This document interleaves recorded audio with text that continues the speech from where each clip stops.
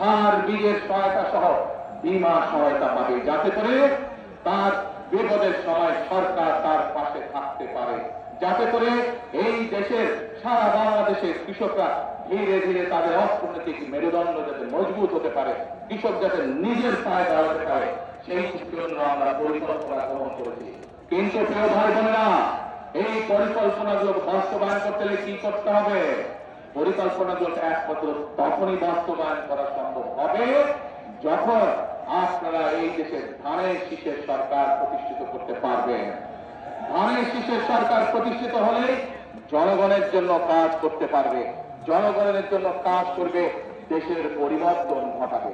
প্রিয় ভাই বোনেরা, আমরা আরেকটি পরিকল্পনা গ্রহণ করেছি। সেই পরিকল্পনা হচ্ছে আমরা যেমন কৃষকদের পাশে দাঁড়াতে চাইছি, আমরা যেমন আমাদের মা বোনদের পাশে দাঁড়াতে চাইছি, আমরা যেমন আমাদের